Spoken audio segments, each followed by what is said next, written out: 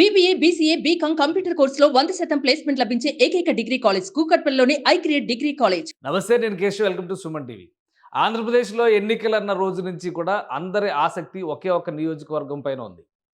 అన్ని నియోజకవర్గాల్లో పోటాపోటీగా ప్రచారం చేసిన ఇటు కూటమి, అటు అధికార పార్టీ వైపు నుంచి ఈ ప్రచారం జోరు ఎంతగా ఉన్నా కానీ ఆ ఫోకస్ మాత్రం తగ్గలేదు. ఆ నియోజకవర్గమే పిఠాపురం. పోలింగ్ డే రోజున పిఠాపురం పరిస్థితి ఏంటి? అక్కడ ఓటింగ్ ఏ విధంగా జరిగింది? అనేక అంశాలు ప్రధాన వార్తల్లో వచ్చినప్పటికీ కూడా పిఠాపురం పైన జనసేన నాయకుల అంచనాలు ఏ విధంగా ఉన్నాయి? పవన్ కళ్యాణ్ బరిలో నిలిచినటువంటి నియోజకవర్గంగా రాష్ట్ర వ్యాప్తంగా ఆసక్తి రేకెత్తించినటువంటి ఈ నియోజకవర్గం విశేషాలు తెలుసుకుందాం. మనతో పాటు ఉన్నారు జనసేన నాయకులు ఆదిత్య కిరణ్ గారు.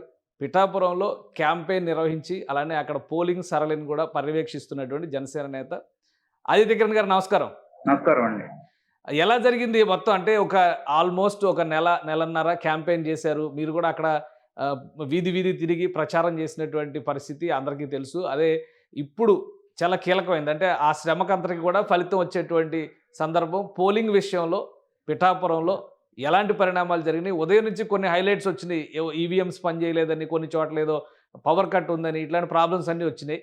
సో జనసేన పార్టీ వైపు నుంచి చూస్తే పిఠాపురంలో ఓటింగ్ జరిగినటువంటి తీరు పైన ఎటువంటి రియాక్షన్స్ ఉన్నాయి? జనసేన పార్టీ నుంచి కార్యకర్తలు కానీ, టీడీపీ కార్యకర్తలు కానీ సమన్వయం చాలా బాగుందండి. ఇక్కడ మార్నింగ్ నుంచి కూడా అన్ని కేంద్రాల్లో కూడా చాలా పకడ్బందీగా ఎటువంటి క్రాస్ ఓటింగ్లు కానీ, దొంగ ఓటింగ్లు కానీ జరగకుండా, ఈవీఎంలు కనపడట్లేదు అనే దృశ్యం ఏంటంటే అక్కడ లైటింగ్ ప్రాబ్లం, దాని తర్వాత ఇసి నుంచి వాళ్ళు క్లారిటీ ఇచ్చారు. దానికి ఆ లైటింగ్ ఇవన్నీ కూడా అరేంజ్ చేశారు. తప్పకుండా ఇవన్నీ కూడా చాలా క్లియర్ గా ఓటింగ్ అవుతుంది. ఇప్పుడు స్థానికంగా ఇంకా కూడా 24, 25 ఏవైతే వార్డులు ఉన్నాయో అక్కడ ఇంకా కూడా మనకి ఒక 200 మంది పోలింగ్ చేయాల్సిన వాళ్ళు ఉన్నారు. వెయిటింగ్ పడుతుంది. అలాగే మార్నింగ్ నుంచి మనం చాలా అప్డేట్స్ చూస్తున్నాం. అనేక ఈవీఎంలు స్లోగా ఉన్నాయని, లేదంటే లైటింగ్ సరిగా లేదని, లైటింగ్ సరిగా లేని దాని మీద అవన్నీ కూడా అరేంజ్ చేశారు. మొత్తం టీడీపీ అండ్ జనసేన కార్యకర్తల సమన్వయంతో చక్కగా ఓటింగ్ జరిగింది మార్నింగ్ నుంచి కూడా. కానీ అంటే 2-3 విషయాలు అక్కడ ఎక్కువ చర్చకు వచ్చింది. ఏంటంటే ఒకటి, మీరు అన్నట్టుగా పవర్ కట్ ఇష్యూ ఏదో ఉంది, లైటింగ్ సరిగా లేదు, ఈవీఎం మిషన్స్ కనపట్టలేదు అనేది ఒకటి. రెండోదేమో కాకినాడ ఎంపీ క్యాండిడేట్ ఫోటో పైన ముద్ర వేశారు. దానివల్ల కొంత గందరగోళ పరిస్థితి ఉంది. ఆయన ఫోటో కనపట్టలేదు, లేదా ఆ గుర్తు దగ్గర ఏదో ఇబ్బంది పెట్టేటువంటి ప్రయత్నం చేశారు. దీనివల్ల ప్రాబ్లమ్స్ వచ్చినాయి అని చెప్పి అంటున్నారు. సో ఇట్లాంటివన్నీ కూడా ఉదయం వచ్చినటువంటి బాలారిష్టాలుగానే చూడాలా? అవి సీరియస్గా ఓటింగ్ని ఎఫెక్ట్ చేసేటువంటి అంశాలు ఇందులో ఏమైనా ఉన్నాయా? ఓటింగ్ ఇందులో ఎక్కడ కూడా ఎఫెక్ట్ కాలేదండి. అది యాక్చువల్ గా మన ఈసీ తరపు నుంచి ప్రాబ్లమ్స్ కాదు. ఎవరో పురతనంగా చేసిన ఎక్కడ ఎలాగా మనకి సీసీటీవీ ఫుటేజ్లు కూడా ఉండవు. ఎందుకంటే ఎవరు ఓటేస్తుందో క్లియర్ గా కనపడుతుంది అక్కడ సీసీటీవీ. సో కాబట్టి అక్కడ ఎవరో సిగ్నేచర్స్ పురతనంగా చేసిన సిగ్నేచర్ తప్ప తర్వాత అవి కూడా అంటే ముందు ఓటు వేసిన వాళ్ళు దాని మీద గీతలు గీయడం కానీ, ఆ మిషన్ పైన ఇలాంటి చిల్లర చేష్టలు చేయడం కానీ జరిగిందా? అంతేనా? అది అధికారుల పరంగా కానీ, అలానే ఏర్పాట్ల పరంగా కానీ వచ్చిన ఇబ్బందిగా చూడాల్సిన అవసరం లేదంటారా?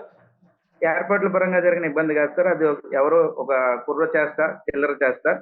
తర్వాత మనకి ఎప్పుడైతే ఓటింగ్ జరిగిందో ఇదంతా కూడా ఎటువంటి ఎఫెక్ట్ లేదు. దాంట్లో ఉదయ్ గారు ఫోటో కొంచెం అటు ఇటు అయినా సరే గాజు గ్లాస్ గుర్తు జనసేన పార్టీ చాలా క్లియర్ గా ఉంది.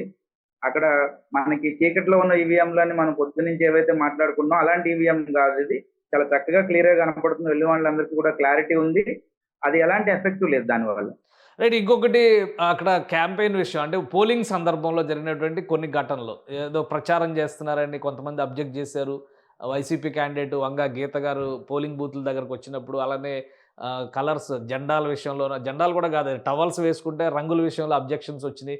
సో ఇవి సీరియస్గా ఉన్నాయా, లేదా ఓన్లీ మీడియాలో వచ్చిన హైప్గానే చూసుకోవాలా? అంటే ఇవి ఒక చిల్లర ముదురు ఘటనలు అంటాం కదండి, చిల్లర చేష్టలు, చిల్లర ఘటనల కింద ఏవి కూడా మనకి ఆ వంగా గీత గారు అక్కడ క్యాండిడేట్ మాట్లాడినప్పుడు కానీ లైన్స్ ఏవి కూడా ఎఫెక్ట్ కాలేదు. ఆ ఒక్కరు మాట్లాడారు, ఆ అబ్బాయిని బయటికి పంపించమన్నారు. తర్వాత ఆ అబ్బాయి కూడా వచ్చి ఓట్ క్యాష్ చేసుకున్నాడు. అన్ని కూడా చాలా సింపుల్ గానే ఉన్నాయి. ఇప్పుడు ఎర్ర టవల్ తీసేయమని వంగా గీత గారు అన్నారు, కానీ వంగా గీత గారు ఎర్ర చీర కట్టుకుని ఈ రోజు ఇంచుమించు అన్ని పోలింగ్ బూత్లు తిరిగారు. సో మనకి దాని విషయం ఏం లేదండి. దాంట్లో ఎటువంటి ఓటర్స్ కి డిస్టర్బెన్స్ ఏం జరగలేదు అక్కడ. సో ఫైనల్ గా ఇంకా ఇప్పటి వరకు వస్తున్నటువంటి అంచనాల ప్రకారం చూస్తే 71% పైగా పోలింగ్ జరిగింది పిఠాపురం నియోజకవర్గంలో, పవన్ కళ్యాణ్ బరిలో ఉన్నటువంటి నియోజకవర్గంలో. సో మీ అంచనాలు ఏంటి? ఎంతవరకు వెళ్తుంది పోలింగ్ పర్సంటేజ్? గతంతో పోలిస్తే ఏమైనా డిఫరెన్స్ కనిపిస్తుందా ఈసారి? తప్పకుండా అండి. ఎందుకంటే ఇక్కడ వర్మ గారు చాలా గట్టి మనిషి, జనంలో ఉన్న మనిషి. ఆయన ఎప్పుడైతే మనకి ఈ పొత్తులో భాగంగా సపోర్ట్ చేస్తున్నారో టీడీపీ ఓటింగ్ అంతా కూడా ఇటువైపు పడింది. దానికి తోడు ఈ రోజు రూరల్‌లో ఉన్నటువంటి ఏ పోలింగ్ బూత్ చూసుకున్నా సరే 80-90% అంటే ఇంచుమించుగా ఏకపక్షంగా మనకి ఓటింగ్ జరిగింది. అందరూ కూడా జనసేనకే ఏసామని చెప్పేసి అక్కడ ఉన్నటువంటి వాళ్ళందరూ చెప్తున్నారు. ఖచ్చితంగా ఇంచుమించుగా అది నిజం కూడా. తర్వాత టౌన్‌లోకి వచ్చేటప్పటికి కొన్ని ఏరియాలు వైసీపీ ఎఫెక్టెడ్ ఏరియాలు ఏవైతే ఉన్నాయో ఆ ఏరియాలో మాత్రమే ఒక 50-50 పడ్డాయి. మిగతా కూడా 8 జనసేనకే పడ్డాయి. అంటే మీ మీ అంచనా ప్రకారం వన్ సైడ్ అని మీరు అనుకుంటున్నారు. బట్ అవతల వైపు పక్షం కూడా చాలా గట్టిగానే చెప్తున్నటువంటి పరిస్థితి ఉంది కదా! అక్కడ గెలిచి తీరుతాం అనేటువంటి మాట అంటున్నారు కాబట్టి, ఇప్పుడు నెట్వర్క్ ఓవరాల్‌గా మీరు చెప్పినటువంటి లెక్కల ప్రకారం చూస్తే కూడా 90% వరకు ఓటింగ్ జరుగుతుంది అనేటువంటి అంచనా ఒకటేస్తున్నారు. అంటే అది ఏకపక్షమా కాదా అనేది తర్వాత రిజల్ట్ అప్పుడు మనం అర్థం చేసుకోవచ్చు. కాకపోతే 90% వరకు ఓటింగ్ జరిగితే జనసేన పార్టీ కలిసి వచ్చేటువంటి అంశం అని భావిస్తున్నారా మీరు? తప్పకుండా అండి. జనసేన పార్టీకి ఈనాడు ఎప్పుడు కూడా ఓటేయని వాళ్ళు కూడా ఎక్కడెక్కడి నుంచో ఎంతో సుదూర ప్రాంతాల నుంచి కూడా వచ్చి వాళ్ళ ఓటును వినియోగించుకున్నారు ఈరోజు. అది చాలా సంతోషకరమైన విషయం. వాళ్ళందరూ కూడా జనసేనకి సపోర్టివ్‌గా ఓట్ చేశారు ఈరోజు.